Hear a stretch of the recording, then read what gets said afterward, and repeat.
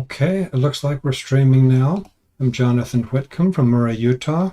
We have an exciting subject here on the Friday afternoon live stream chats for today, which is November 12th, 2021. Ropen or pterodactyl photo.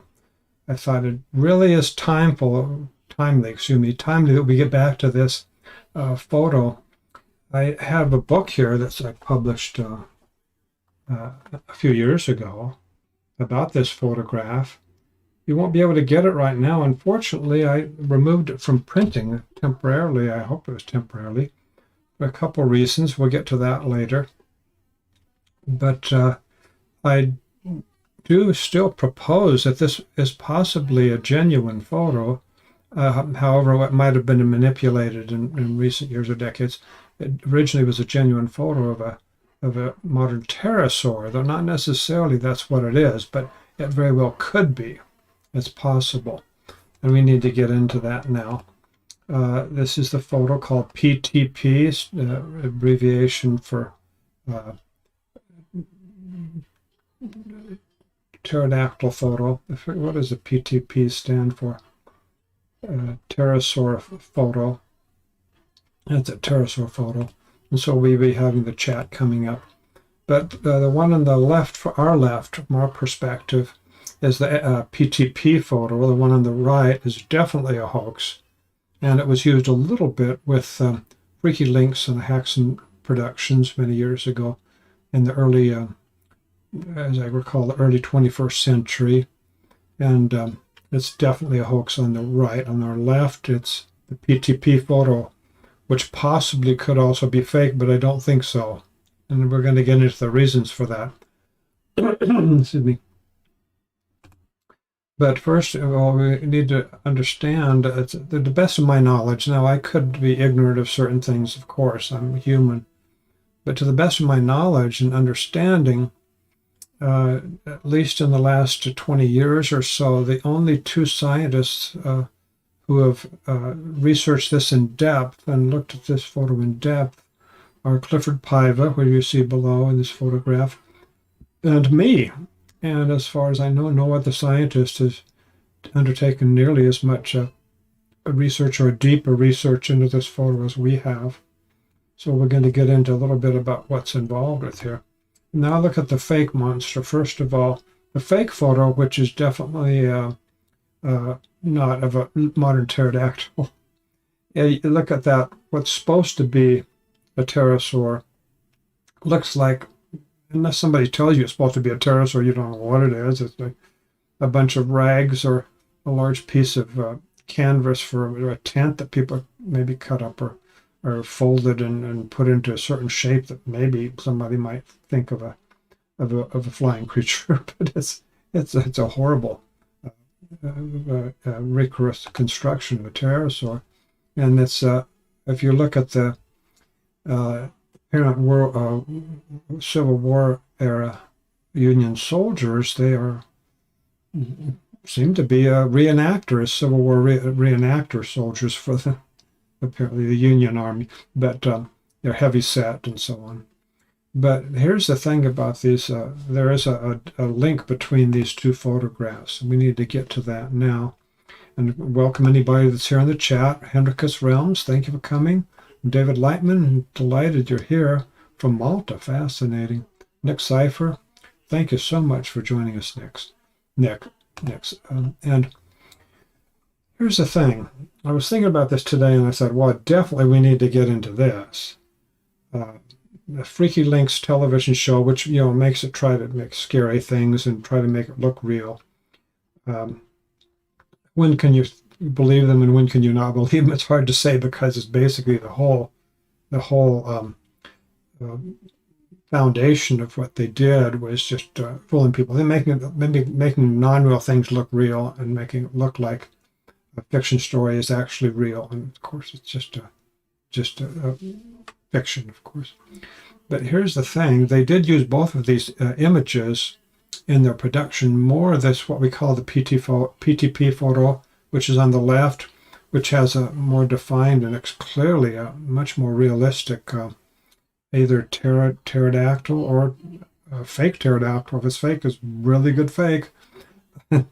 Here's what we know now and what I've learned a little bit more securely today in doing this. Now, I've spent several years researching this, and I've found many things, but today something struck me that I hadn't quite appreciated or even known about fully before today, is that there's several characteristics that are similar in these two photos. You notice that both of them have one of the soldiers, the one in front, bending his left leg, putting where his knee is bent, and his boot is on what we assume was apparently the end of the beak of a pterodactyl, and that the soldier on our left in each photograph is holding his rifle out to the side, and there's also a vertical scratch kind of line in both photos, and there are also these white marks that are all around that are meant to imitate, or they are real, the photographic weaknesses and having accidents happen to the photograph over many years. It's very possible that both of these photos had this white stuff put in to make them look more old. That doesn't mean that both of them are fake. It just means that there was some manipulation, possibly, quite likely in both of them. However, the one on our right definitely is fake. That is known as reenactors, Civil War reenactors, heavy set, and the images of their faces are blurred, which is not actually what Civil War photographs look like. If you look at Civil War photographs and the soldiers standing still to be photographed, one thing about them is look at the PTP photograph here and look a little closer at them. Where's the big picture? Here we need to look at the big picture. Notice something about this PTP photo, which could be genuine, is each of the faces, more or less, are pretty good focus. In other words, it was a real camera. This is standard for this era of mid-19th century photography, to get the people's faces in focus. It's not common to have these on the right, which is a hoax, not common for that era of photography to have the faces out of focus. That's a professional photographer, which is basically the only photographer almost that there was in the 1860s were professionals. They would never take a photograph with people's faces, almost never.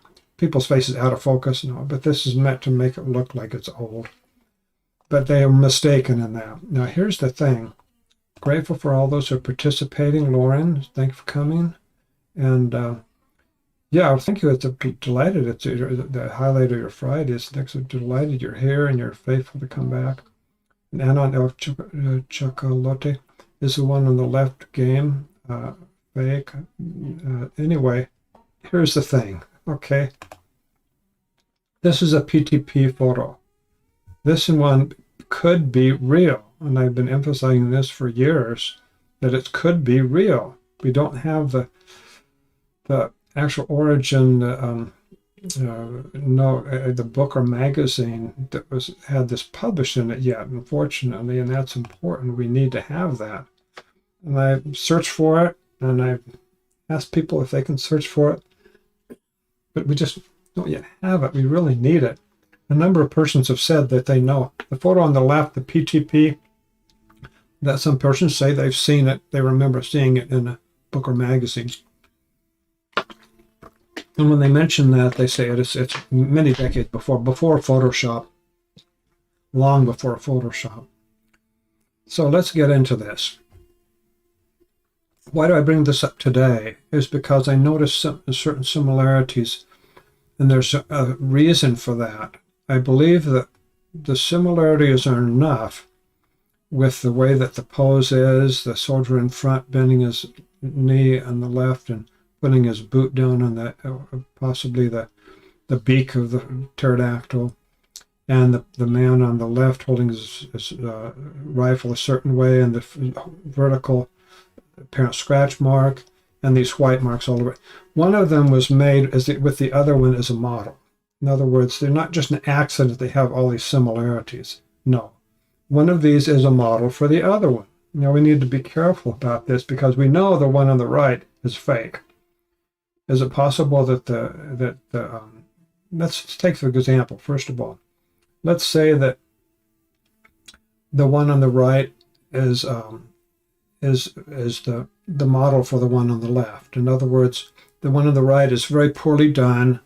It's the pterodactyl kind of thing. It is fake, but it's very poorly done. I mean, it's horrible. This looked like a pterodactyl, really. And the one on the left definitely looks like a pterodactyl, much, much better. And you see, what the problem is we know the one on the right is fake.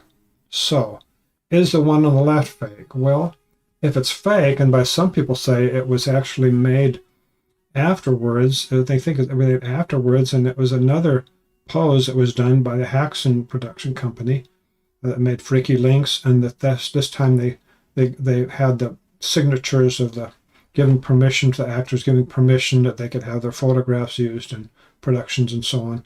And the first one, they forgot to do that. Well, that's kind of unprofessional for a television production company to forget to get the signatures for people who are getting photographed to be on a TV show episode with the photo image being on the TV show. It's possible. It'd be unprofessional, but look at what else is unprofessional. The way that the photograph is done, making the faces blurry, making the pterodactyl look like it's just a giant rag of canvas. It's just all kinds of unprofessional things in that. It's just, of course, this is a cheap, maybe it's not a major production like for a high budget film, of course, is totally different than some of these TV shows. I know. I had an experience with television and film, and one of my sisters used to be one of the top television film script writers in Hollywood. But it was really a number of things about the photo on the right is just kind of either unprofessional or very poorly done. I mean, they make it look like it could be real, but it's not. You can look at the high, heavy set weight and gait of one or two of those apparent soldiers. That's not typical of Civil War. Now, the one on the left, Clifford Pivot and I, who examined this for many months, over a year, if I recall. Many months we spent on this, examining details of everything. The soldiers are not so heavy set, and we came to the conclusion that this is not a photograph of Civil War Union soldiers during the Civil War. We came to the conclusion that this photograph was taken somewhere in the general timeline of about 1867, after the Civil War was ended. And it's important to realize some people will say that, oh, Piver or Whitcomb or both of us had, are putting this up as a Civil War photo. No, that's not at all what we said. It's close, but no. And there's reasons for that. But it's close enough that it still has characteristics of that era of photography. And let's get back to these, where are they now? The comparisons here. Okay, we know the one on the right is fake. The one on the left, let's find out. Okay, if the one on the right is fake, and then they immediately found, oh, we forgot to get the signatures from the actors, or somebody has said that happened. Although we do have to do it over again. Okay, look at the one on the left. We call it the PTP photograph. Look at the degree of improvement in that.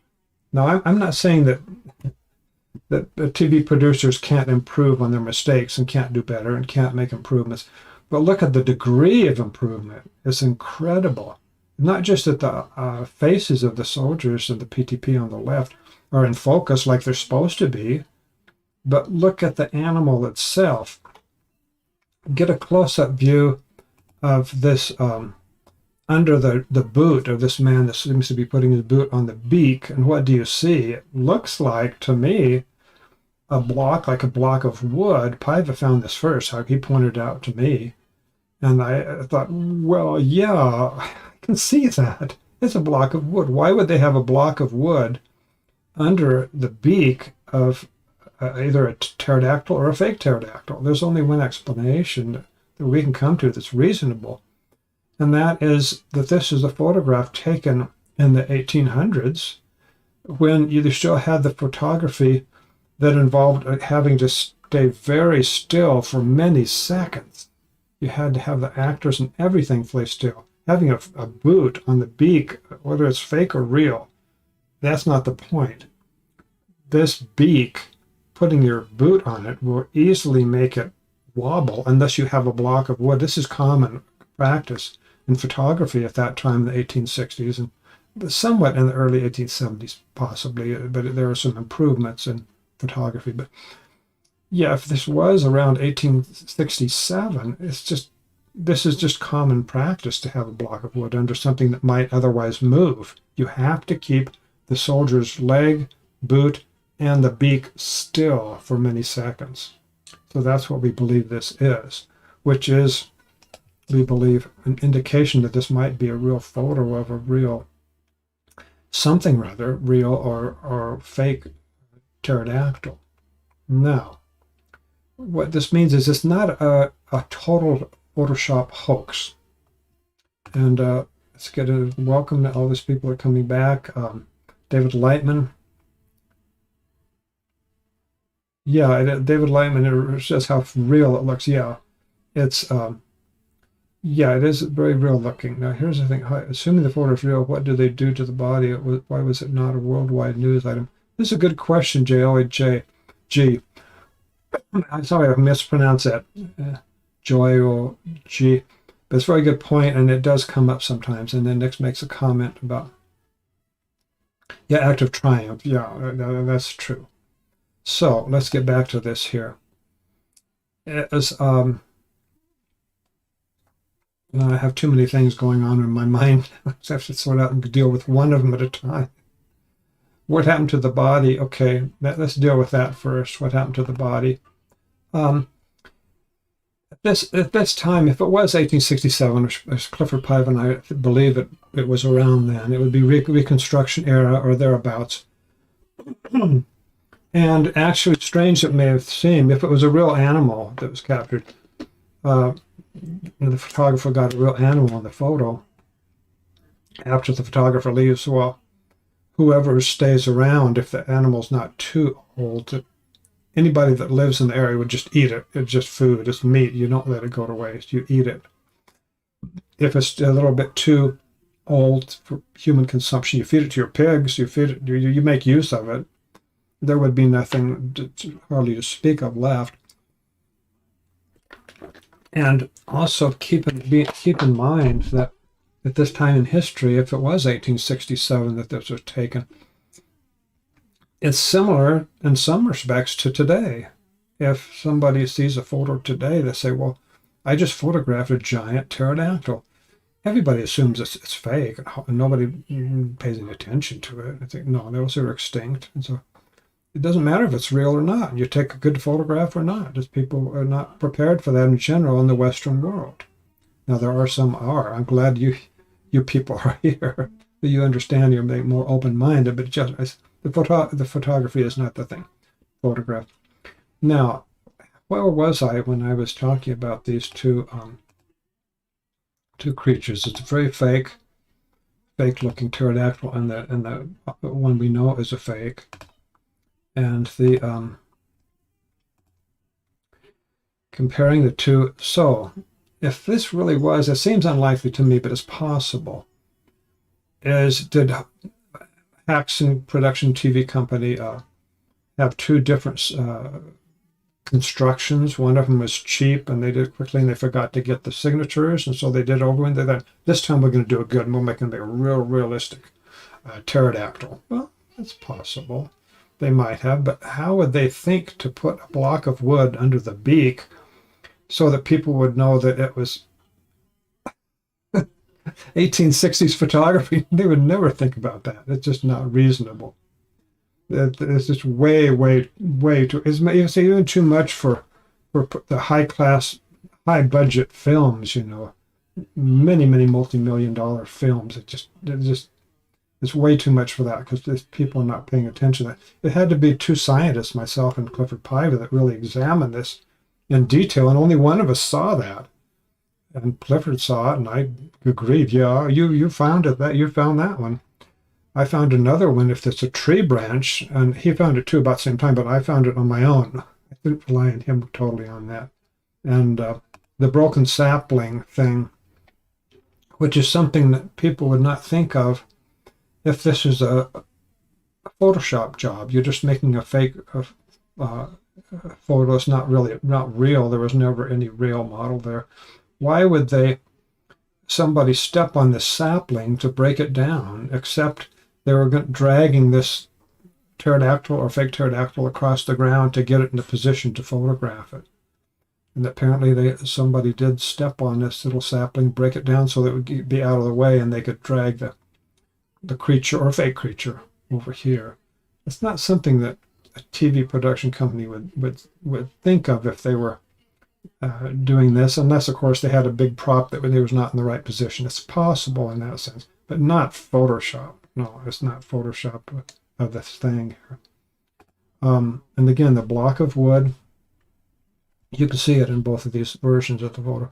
The block of wood supports the beak and the boot of the soldier or apparent soldier, so that the photography can, and if it's 1860s, then it's a real soldier, but not necessarily in the war. We believe it's 1867. Now, there are reports 1864, internet rumors and so on that we see all the time. Vicksburg, Mississippi. I used to live there for a short time. I know the area. Vicksburg, Mississippi, in July of 1864. The photograph was taken after these Civil War soldiers shot it and killed it. Well, I don't know. I don't have the source of where people got that idea, so I can't say anything except that I believe that with Clifford Piva that it was after that. It was more like 1867 reconstruction. The belt buckles is one thing that gives us an idea, probably. And they were a little bit more better fed. The soldiers are not really skinny. The belt buckles might have been common at that time. We don't know. I'm not an expert on the dress of the uniforms and so on, but it's possible. Now, I did take. Now we need to look at this. Okay, this is one of the early ones years ago that somebody said, "Oh, this is fake. Look at that. It's a Photoshop job. They messed up. They didn't put the feet. They cut out the fingers when they were doing the pasting." Apparently, that's what was the idea behind this idea of Photoshop hoax. Oh dear. Well, I've worked with image processing and programs like Photoshop, not much with Photoshop itself, but with software apps that are similar to that. And I know this is not a mistake from Photoshop hoax. Look at the details. Go in deeply and look at this. From a scientific point of view, you need to look deeply and see what causes what, how something works. If this is a Photoshop hoax and there's a pasting job that resulted in it looking like the rifle was pasted onto the rifle image was pasted onto an image of a soldier, well, then why was the soldier holding out his arm as if he was holding a rifle if he wasn't holding a rifle? Why would anybody pose in a photograph holding their arm out, pretending they're holding something when there's nothing there but air? It doesn't make any sense at all. And why would you paste like that? No, the explanation for this is simply this. The ramrod of the gun is quite likely not visible here because possibly it might be behind, from our perspective, camera position, it might be behind the gun. I don't see it. If you see it, let me know. I don't see the ramrod. Possibly he's just holding onto the ramrod, and so you wouldn't expect to see the ends of his fingers if he is holding the ramrod portion on the other side of the gun. But, I mean, that's one explanation. I don't know of any other explanation that really makes sense. But anyway, and there's other things too. We talked about the block of wood, sapling broken down. It's and here's the thing about these two photos. If the one on the right, which you know is fake, was the first one that was done, it was done poorly, and they forgot to get the signatures of the men so that they give permission to have their photographs put on the TV show. And then they started to do it over again. We're going to do good quality, okay? And then that means that the one on the left is also fake. Well, I mean, there are a number of people I've communicated with that say they remember the one on the left as being in an old book and magazine many years before there was any Freaky Links TV show. It was way back before there was a Photoshop and those kind of things and computers in the home and so on. Long before that. Now, human memory is not perfect, okay? But please take note of one of the points that people try to make in that this is a hoax is they say that, well, somebody contacted somebody and they said that they worked for Haxon and so on, and they remembered that there was two times that they had actors pretending like they're Civil War soldiers, and the first one they forgot to get the signatures, and the second one and then people just assume, well, the second one is this one. Well, that's just rumors. It's just second-hand, third-hand, maybe even fourth-hand account. It's not from the people that were involved in doing the production itself with these production jobs of image manipulation or that sort of thing. It was not from them. It was from somebody else that was, and they just say, well, they remembered. Well, if human memory is that bad, why do you reject a number of people who say one thing and then accept one other person who says something else? If all human memory from many years ago is suspect, then just reject them all or whatever. Don't treat one as if it's more important than a number of reports, just because you want to think it's a fake. So here's the thing. There is one strange part of this. See this particularly on the PTP photo, the wing, the end of the wing. That image seems to be the same image that's found in a documentary on what's it called, Walking with Dinosaurs, something like that. One of those documentaries from years ago. It seems to be the same thing, but people don't realize that does not show necessarily that this photo was taken from that TV documentary. No, not necessarily. It could be the other way around. You can't be sure which is which, but apparently one led to the other. And there are aspects of this too. I know we got the chat, and I've been behind in the chat, and yeah, and Jim Sappett, great. Glad you're here, Jim. Midpoint of their wings. Don't pterosaurs have claws somewhere around the midpoint of their wings? Yes, and Clifford Pye has found evidence for that in the wings, so it's hard to see in the photo. Yeah, it is scary. If this is post-war, then why does the man on the left have a fixed bayonet? Well, I don't know. It's not much post-war. It's a good question. I don't know. I'm not that much of an expert on that, but they don't think they threw away all their guns right in 65 when the war ended. Anyway, it's an interesting point if you want to dig into that. Are you planning an expedition to search for them? Yeah, we will get to that sometime, an expedition. The claws, PTP, may have dug into the ground a bit. Okay, let me look at this again. Yeah, well, here's the thing we need to realize about this photograph. Is you see there's a strange kind of a change halfway from down the wing, perhaps a little closer to the body than the end of the wing. Something strange happens. There's a kind of an angle there, and it's dark on the inner side, and then it's light colored with a bunch of strange stuff, maybe grass or something on the outside part. What is that? Well, the wife of Clifford Paiva, as I recall, she actually brought this up. What's happening? What is happening with those wings that cause that strange kind of appearance about approximately halfway down the wing? It's that the outer part are flipped over. In other words, there is a structure on the wing of this particular pterosaur, which is probably a real pterosaur, probably a real pterodactyl, whatever you call it, that was really photographed. And here's what it is. The part that you see that has the light color stuff on it, that's actually the underside of the wing.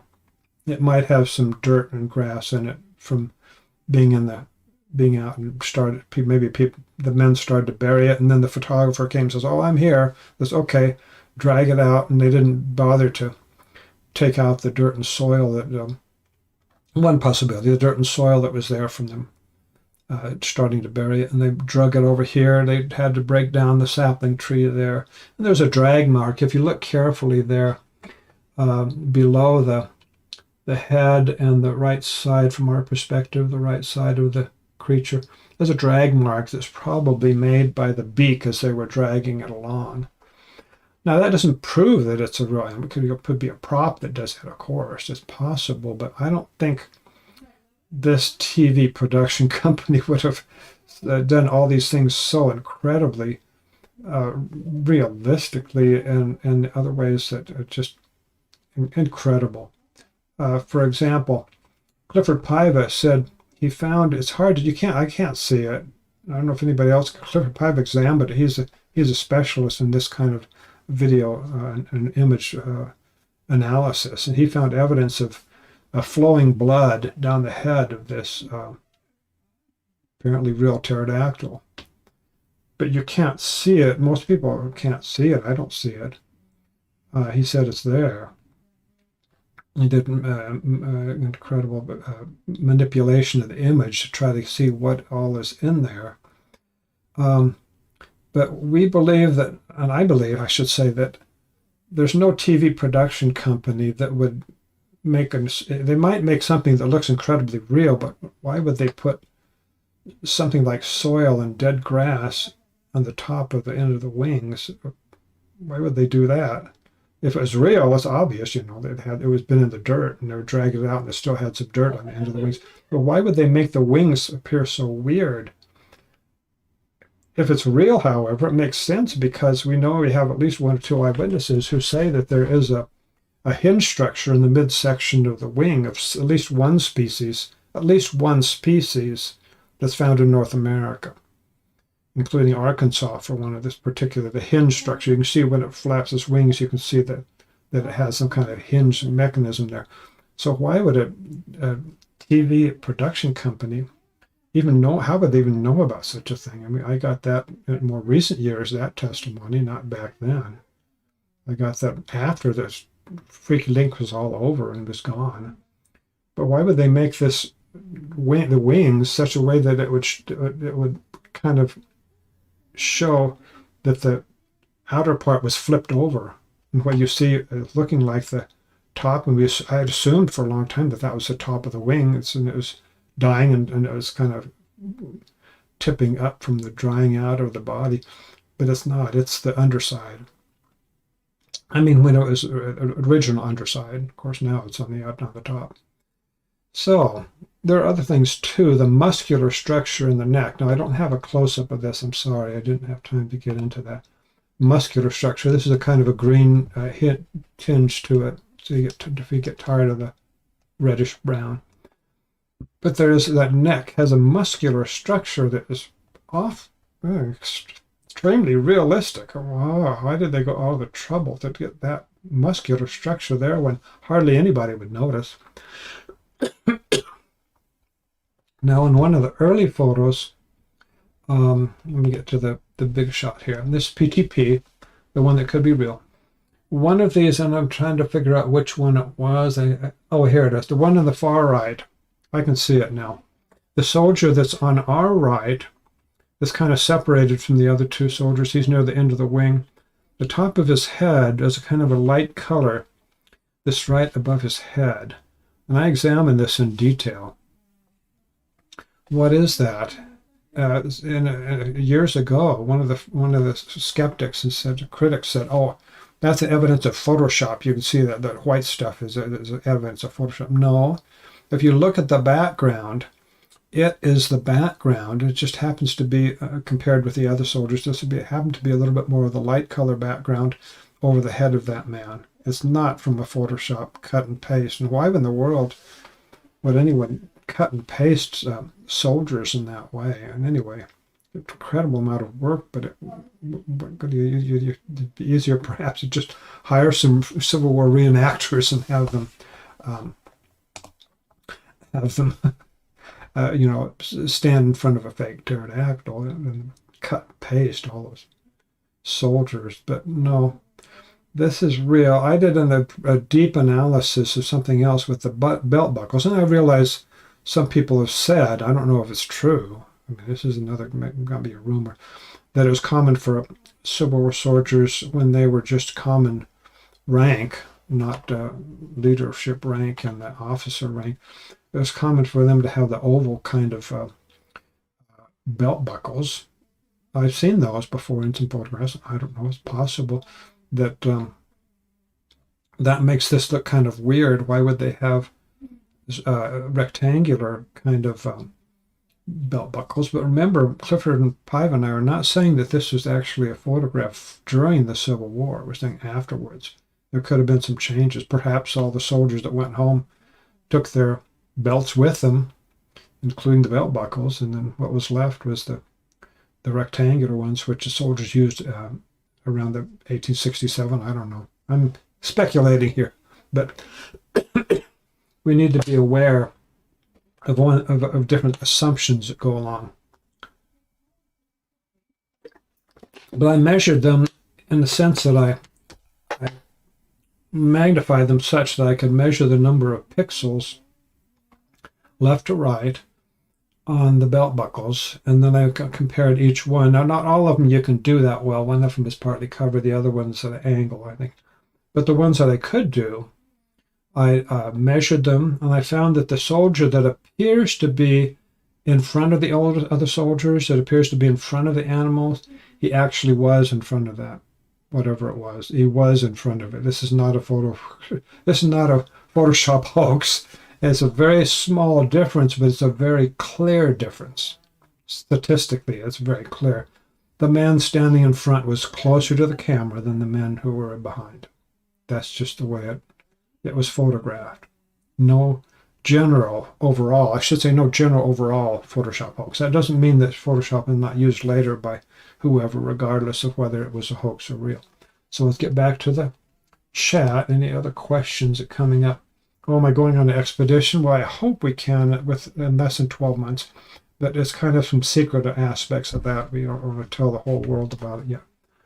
And Heinrich says about the claws, well, that brings up something else, and I'm not sure really quite what the situation is, because that bend is so close. I don't know where the claws would be. Would it be on the back? Or would it be hidden? I don't know. Clifford says that there's no problem with it. He can see some evidence. I think he found at least one wing. But I mean, that was one of my impressions. And people say that this is, it's just a canoe. They cut out a canoe and made it look like a pterodactyl. No, that's not what happened.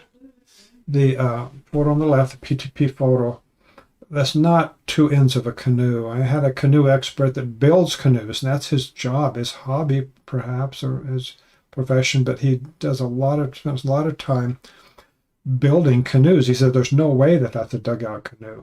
And if you look at it carefully, and I noticed that because he said that, I started looking at it carefully, and I found that, yeah, if that had been a canoe, it doesn't make sense. It's too narrow. How could any soldier, for example, sit in there? His hips are probably wider than the canoe would be. How can he sit down in a canoe that's narrow, and how could it float? It's a sinkable canoe. If you want a canoe that can't hold a full-grown adult and sinks easily, then Why would you want to get rid of children? And no, it doesn't make sense. But this aspect of this white appearance on there, I suspect that it's not the only explanation, and I'm just saying that it does suggest to me that this was a real animal that was buried nearby under the underbrush. The most likely place a flying creature would fall or die would be more the underbrush rather than a perfect position in the middle of a little clearing where it's just a perfect place to die. That the pterosaur would not choose that place to die so that he could be photographed. No, it was in the underbrush. They drug it out, and perhaps for one reason or another, it had some soil and dead grass in that part of what looks like the top part of the wing. It looks like soil and dead grass, and that's not something that a TV production company would think to put in there. It's way too much to have a TV production company do all those little details and put a block of wood under the beak. Who's going to notice that it is a block of wood unless you really look closely and magnify it and say, oh, whoa, that's photography from about the year 1867. They have to keep it still. Yeah. And so I think this correlates. Well, in other words, this supports. Now, I'm sorry, this is no longer in print. I might put it back in print sometime to get some details on that. But it correlates with these photograph eyewitnesses, people who remember seeing this photo in a magazine or book. I might have seen it myself. I saw something sort of like this. My memory is just too hazy, but it was sort of like this in the Pasadena Public Library main branch around the mid to late 1960s.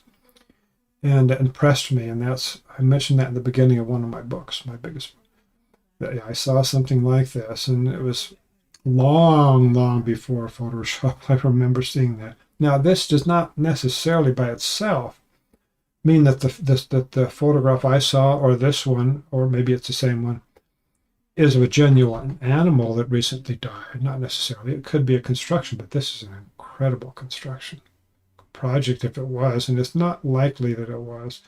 Too many things. It's just too many things going on here.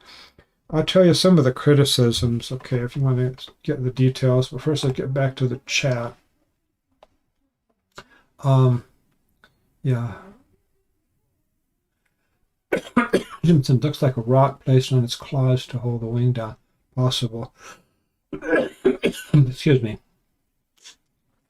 An official patrol would have bayonets fixed. Well, I don't know. You might know a lot more about that than me. Your photo investigative skills are truly impressive. Well, thank you. But it takes a long time. I'm not a genius. I just spent a lot of time on it. Let's see. Okay, Jim used to be in the Army. That's great to know. And Chris, the patrol remark gave you away. Right. Thanks for serving. And now let's get back to this. So, I think there is only one explanation for the similarities between these two photos. And I don't think that the Freaky Links production company, Haxan, Haxan or something like that, I don't think it exists anymore, but I don't think it was that they produced two similar things, spent all that time on the second one to make it so incredibly more realistic. And to make so many things that were just absolutely hold up under scrutiny by two scientists trying to figure out it was real. That's way over the head, way beyond what a TV production company would be involved with. Even a major film production company, that's way too much. Just make it look real enough for the average audience viewer, not scientists who are trying to see if it's real or not. My wife and I just saw King Kong, and it was produced a few years ago with Jack Black and and one of the starring roles in that. Yeah, it's wild, but they make it so it looks realistic to the average viewer of the film. So also in this, this is of course, the left one, PTP.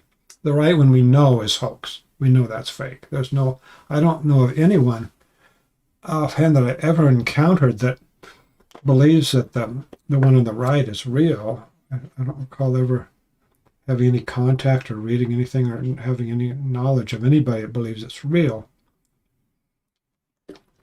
It was made for Freaky Links, the TV show.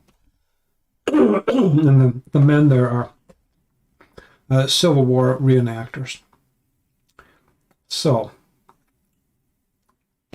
I've heard one other criticism. Well, why are the shirts of those uniform shirts of those soldiers in the PTP photo so dark? Look in the background, and you see it's not that dark. Well, look at any photograph, almost any photograph, many photographs of Civil War photos, and you'll notice that the background might be lighter than the things in the foreground. The reason that the soldiers' shirts are darker appearing is because they're darker. I mean, the shirts were darker. The background image has a lot of sunlight coming through, and there's no reason to suppose that there'd be any part of those trees that would be absolutely shaded from the sun, 100% shaded, like there's something on top of them to shade them. It's just that some parts are overexposed, and some parts are just moderately exposed, and some parts are a little in between. And the shirts is no problem with the color of the shirts, really. People are looking for things, people that have no expertise in these things are just looking for some reason to dismiss it. And I've heard I won't mention a name, but one very well-known cryptozoologist years ago who said, oh, it's obviously a Photoshop hoax. Well, he didn't go into details because he's probably not a Photoshop expert. I've worked in image manipulation. I was professional in video production company. I own my own very small video production company. I know about images, still images, and video both, and about manipulating things, making them look a certain way. So this is what we have. I'm going to see if there's something else that I'd forgotten. There's so many details in this.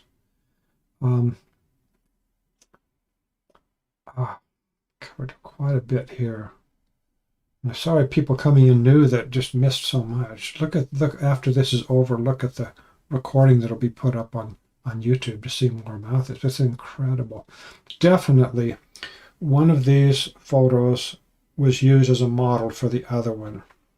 To say that the one on the right was original and then they redid the whole thing and took another photograph on the left, that's like saying, well, a 12th grade high school student that's just failing his courses and doing terrible and just drops out of high school before he finishes 12th grade, ends up in his freshman year in a university as being outstanding, getting high grades. All of a sudden, after a few months, he's just doing great in the university in his first year when he did so lousy in his last year of high school. That doesn't make sense. It's possible he has some disease and he was cured or something, but it's just not something you'd expect. And you would not expect a production company for television to make so many mistakes and have such poor quality pterodactyl, fake pterodactyl, as the photo on the right, and then turn around and immediately, quickly get together an absolutely incredible photograph that looks like a real pterosaur. No. Possible, maybe. And if somebody comes up that really has been involved and really was in the details in this part of the production for Freaky Links, that of course I'm mistaken if they really did. But wow, I would be surprised if they did, because it is such an improvement. It's such incredible details in the biology and the muscle structure in the neck. So we don't know that this is a Ropen. Of course, Ropens have long tail. It's possible the tail is not seen or it doesn't have a long tail. It might be a sort of a pterodactyloid. Not exactly. Now, somebody has said that there's teeth in the beak. Well, that's not technically exactly what shows in this photo. If you magnify, you will see a shape inside in the inside of the beak, which is not literal teeth, but it's what you call pseudo teeth, where there's a kind of a shape, a crude shape of a teeth-like structure, but it's just the shape of the beak. You can see similar things in ducks and other birds, where they don't have literal teeth in the usual biological sense, but they have structures in the bill that perform the similar function to some teeth. And that, and you could call them duck teeth, I suppose. But that's what that is. Now, I mentioned before, we need to get back to the chat, see if there are other things coming up. I want to keep up with all this. The body of the bird is pockled with little polka dots. Are they slug holes? I have no idea. I didn't notice that, Jim. I don't know. Hydrocosms, what are you seeing that, Jim? I don't know. Where is that, Jim? Oh, this is interesting. Jim says, I've reversed the image so light is dark and such, and on the neck and wings I am seeing slug holes. Oh, wow. That is interesting. I never thought about that. David Lightman says, they say the photo on the left first appeared on the internet in the early 90s, so that was before Photoshop. Well, it's about the same time as the turn of the century, the early 90s. There wasn't that much people were doing on the internet. I don't know. If you have information in detail, I'd be glad to have that, but I don't know. What people I talked with, David, were I'd seen it long before there was an internet, not even close, like in 1960s, 1970s, in an old photograph, an old magazine or book. Heinrich says entirely possible that 58 caliber mine ball, a significant entrance exit wound. Yeah.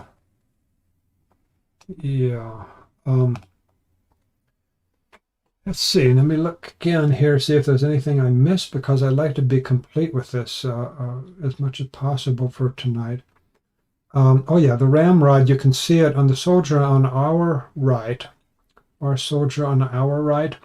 I think that's a ramrod showing, am I right? On the gun, kind of lighter color. And the opposite direction on our left is the soldier. You don't see the ramrod, and you don't see the ends of his fingers.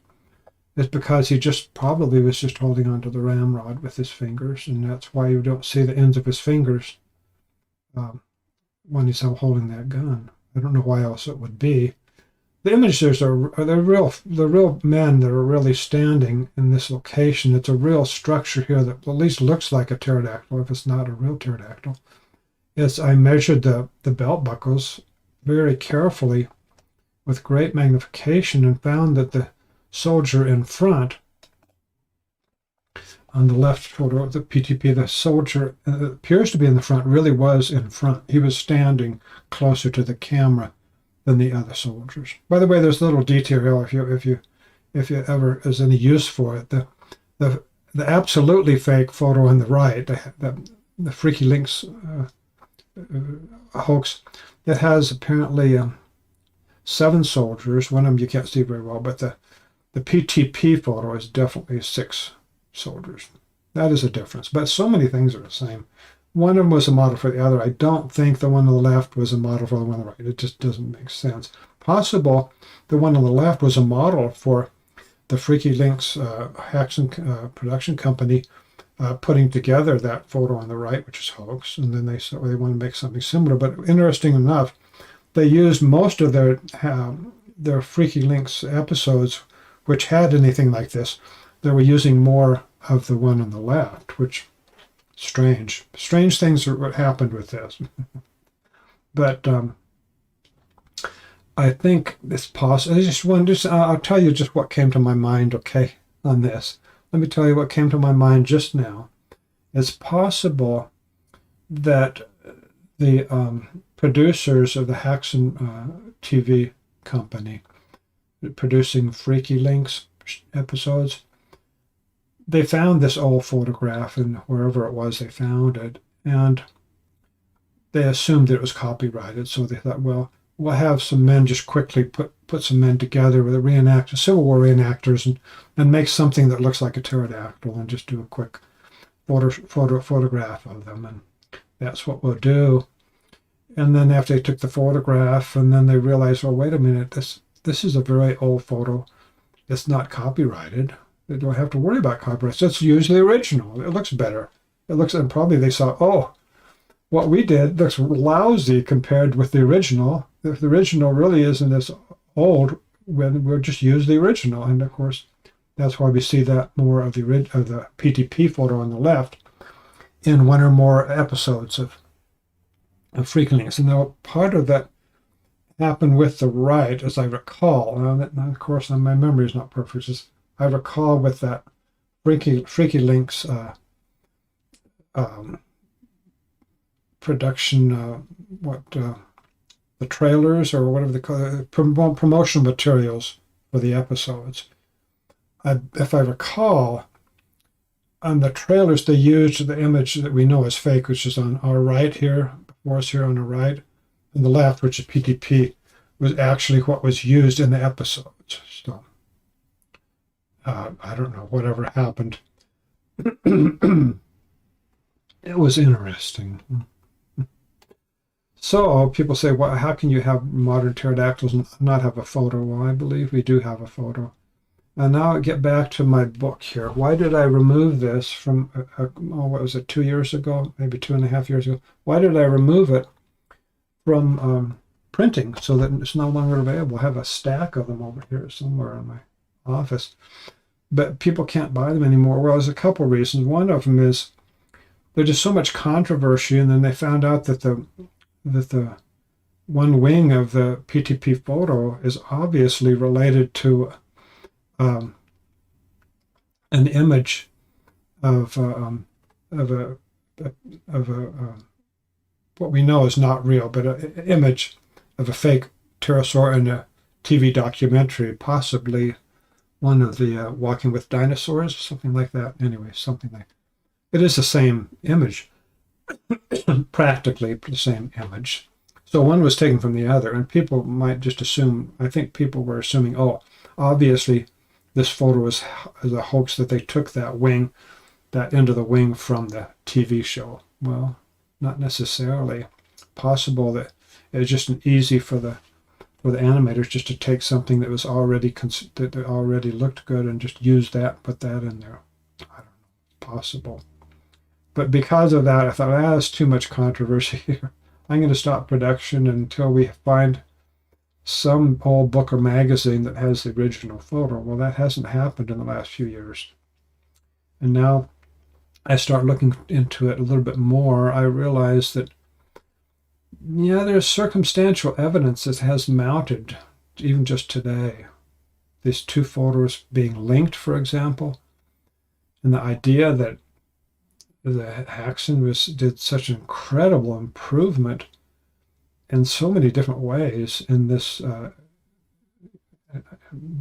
don't think they did this. I don't think they did that with all the improvements they'd have to make in the details that wouldn't matter. Why would they do that? Anyway, and also another reason why I took this out of production, out of printing, I should say, not out of production. I still have the files, and I can still start it back up in the printing of it. But another reason I stopped printing was because it's taking people's attention away from the eyewitnesses in modern times in the last few months and 2 years and few decades, taking their attention away from that. Well, we need to have that. Even just this week, I put up a video on this channel that has the latest video before tonight's video that has video footage from Raleigh, North Carolina, of one or two modern pterosaurs flying through the sky. Poor footage. What happened was Cynthia Lee, who's been searching for these flying creatures in Raleigh, North Carolina for a few years, she was getting on the bus, and she had already had at least one sighting at this time. She was getting on the city bus, as I understand, and just after she got on the bus, she saw out the window that, about that time anyway, these two pterodactyls flying through the sky in the opposite direction from where the bus was going. So as the bus was pulling this way, and there's also at least one bird involved that was flying. These three flying creatures are so on, two of them being pterodactyls, were going the opposite direction. She got out her cell phone, tried to videotape them as it was going away and the bus was going the wrong direction. She got some footage. So I spent about 6 days in intense, really intense work on a video editing to try to stabilize that shaky video footage so that we now have a much better ability to see how those creatures were flying, if they were birds or not.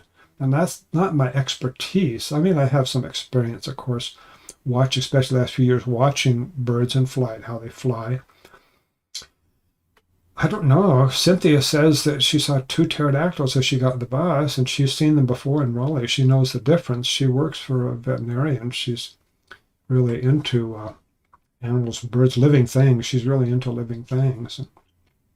She says that was another sighting of, and many, many other people in Raleigh, North Carolina have seen modern pterosaurs and all over North Carolina and all over the country. In fact, it's just, I lose track of how many times people reported me from that part of the country a living pterosaur.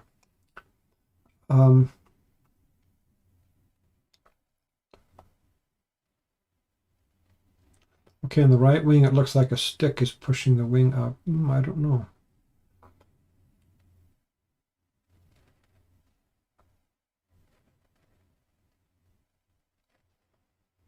Okay, so yeah, they must have shot it down like a duck or goose. And that bayonet shank would have a picture wound. How do I obtain an autographed copy of your book? Oh, next, well, yeah, contact me by email. You know how to get in touch with me by email. Just contact me by email. See if that's possible.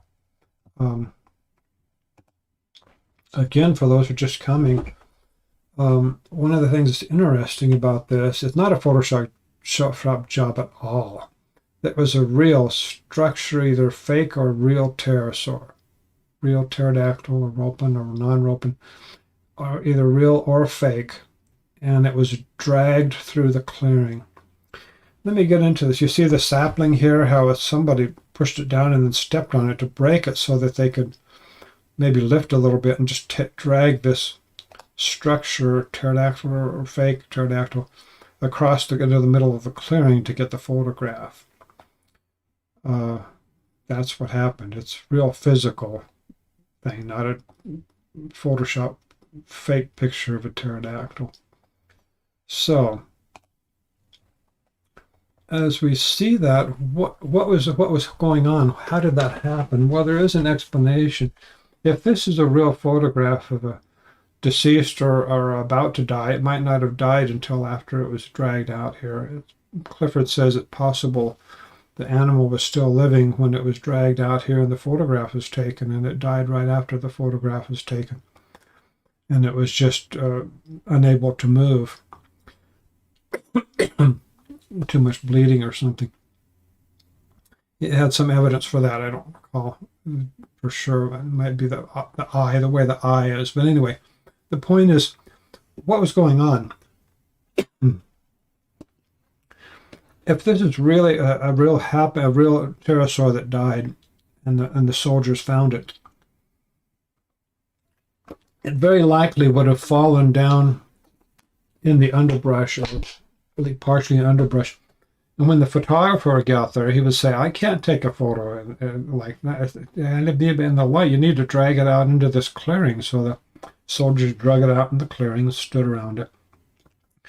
And that's why you have the mark of the beak where they were dragging it, which is, if you look in the middle of the photograph near the bottom, you see a drag mark, a line going up close to the beak down to the lower right. It's a line, a drag mark. At least I believe it's a drag mark. And that was the direction it came from, apparently. And it's much more likely than not that this is a real photograph of a real modern pterosaur. with the muscle structure in the neck, the flow of blood down the part of the head, the wings are inverted and flipped over after death, or somehow before death, perhaps. It's just too many things about it that look too real. And again, we really need to find that old book and that old magazine where this is published. I hope somebody can find it. Contact me. Let me know. Yeah, I want to know. Tell me if you have any idea what book it was, what magazine it was. I know there are general ideas about believe it or not. I've looked through a lot of believe it or not publications. Many of them I haven't found it. But it may be something similar to that. And I found something that looks like it's the original, or original is an old framed picture of it, not in a book or magazine, but actual little frame in it. What's it called? Not the Norwood, the company that used to make many decades ago, you used to make these little things that you look through with your eyes, and it makes a three-dimensional kind of appearance to the photographs. What was it called? Something wood. Oh, sorry, forgot that. It was long before I was born. That company went out of business long before I was born. But some people still have those little devices, and the usual way is you have one photograph a little bit different than the other from two different cameras, so that it'll give you a three-dimensional appearance when you look through this device. It'll look like it's 3D and it's right there in front of you. But this particular one, it looks like maybe it was just the same photograph. It's not a 3D appearance if you look at it, but they got the same kind of photographic frame for that.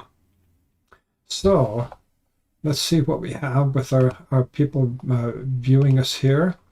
It's about the same as usual. I'm glad you're all here. Delighted that we were able to be together with this. Get back to the chat. If you go up from the broken sapling, you can see the stick. Okay, let's look at that. Up from the broken sapling to see the stick. Oh, maybe. I don't know. I can see something there. That's possible. It's not my expertise to make that kind of interpretation of the stick, so I don't know. Let's see what else we have here. Okay, Heinrich says, I just pulled up some pictures of Civil War bayonets, and they look like they were triangular. The 1873 bayonet for the same rifle looks like it was more round. Oh, interesting. Of course, you might need to look at a lot of photographs from that era to be able to get a firm judgment about what is most likely. Anyway, a hoax dino bird like the PTP would have been bragged about endlessly in SFX magazine and those other monster mags. Yeah, when that detailed, you think someone would take credit for it when you do something so incredible to build it like that. And a lot of these kind of props, Jim, maybe you thought of this, a lot of these props, if there are a lot of time and work spent on them, they will be sold for a lot of money to cryptozoologists or hobbyists or others if they make a lot of work out of it. But if they're real, then the people that are half starved to death will eat the animal. That's basically what they did back then in the 1860s, 1867 area or something like that. They would eat it. Or if they couldn't eat it, it didn't taste good, they would give it to the pigs or something. They'd make use of the meat, use the dead animal. And Nick says, I feel the Ropen and their related species exist in numbers well beyond what has been reported, perhaps due to various reasons, from some being nocturnal, some being semi-aquatic. Yeah, it's possible. Lately I've been using the term rare. I mean, there are, I've gone back and forth over the many years. Getting, let's see. going back and forth saying, well, modern pterosaurs are rare, and then they're saying, well, they're uncommon, not necessarily rare. And then the last couple of weeks, I've been saying more like rare, because there's, it's not very rare, but they're just nothing remotely like the birds that we know of, that we have seen, out in the wild. Nothing like a common woodpecker or anything like that, And they're so big that it's hard to imagine that there could be for example, I'm here in central Utah. We really couldn't have 12 gigantic ropens here in the Salt Lake Valley, even if they're nocturnal, and have them flying around all year round. There's no way. It would be discovered. People would, they might even catch one, take it to the Hoggle Zoo near the University of Utah. But yeah, they're rare. I would say they're rare. Not rare in the sense that they're about to go extinct. They're spread out all over the planet, so many continents. So how can they go extinct? They just learn different ways of surviving. They survive in small numbers, apparently. And of course, their existence is so much contrary to what we are taught in our culture, the Western culture. They all went extinct. All dinosaurs and pterosaurs have to be extinct for many, many millions of years. And so that's just drilled into us until we see a live one and we don't know what to do. Who do you tell? Yeah, that is the challenge. It's the culture. So I encourage all of you to please tell people about this channel. I have 204 videos on this channel, Protect Animal Life, now. 204 videos. Most of them are not these live stream recordings. They're shorter ones, which are better production value, more interesting to watch than just listening and watching me so much. Even with a pterodactyl ropen flying behind my head here, it's not that entertaining. But in our conversations and our ideas, and that's interesting, yeah. But for most people watching YouTube videos, they want to see a real pterodactyl, even if it's not real. They just give them the feeling it's real. And so this might not be the best medium for me to be projecting and deliberating and telling people about modern pterosaurs. But I need to get out to many people as possible, and get to reasonable people and help people to learn the truth. They need to know what the real world is like, the real world, not the fake world of universal extinctions of general types of animals for millions of years. So, you get the chat here. Medium rare. Yeah, that's a good one, Wide Gauge. Yeah, medium rare. That's about this time when I'm getting ready to have supper. My wife's cooking something. I like the idea of medium rare. Thank you. Yeah. I noticed that the zigzag bone structure on the arms is present on the PTP and must really as a flapping movements. Yeah, it does seem. Yeah, it's interesting, huh? It's very strange. And when I first saw that, I thought, weird. What in the world are they doing to make something fake that looks so weird? But it's not quite so weird if it's real. Strange to tell. If it's a real animal, then animals are sometimes strange, so could be. Yeah. 1960 monster movies are laughable compared to the detail in PTP photo. However, there are some still images, David, Mr. Lightman, some still images that were very old, and which the hoaxers would spend a lot of time on the still images. This is way back before I was born, even. Still image to make them look real. However, if you examine them in detail, you always find things that say, oh, well, that doesn't make sense if it was real, and they're not like the PTP photo.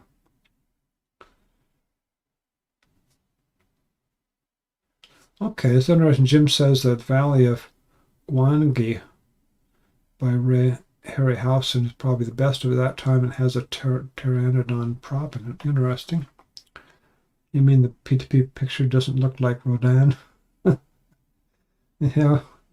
Thank you so much for everybody being part of this. And I'm just delighted that you've joined me here. And we have this interesting things to look at with this apparent genuine photograph of a modern pterosaur. I have a suspicion that it is. I mean, there's so many things that point that way. Some of the evidence is circumstantial, of course, but quite a bit of it. So thanks for joining us. Let's get together again in a week. And I hope that you and others can really spend some time on the videos on this channel, Protect Animal Life, and see what's available on these 204 videos on this channel. Almost every single one of them, if not every single one, is about modern pterosaurs and sighting reports and so on, and things related to Ropens and other pterodactyl reports. So have a good weekend. God bless, and take care of yourselves. Be safe. Drive safely. Eat safely. Be safe.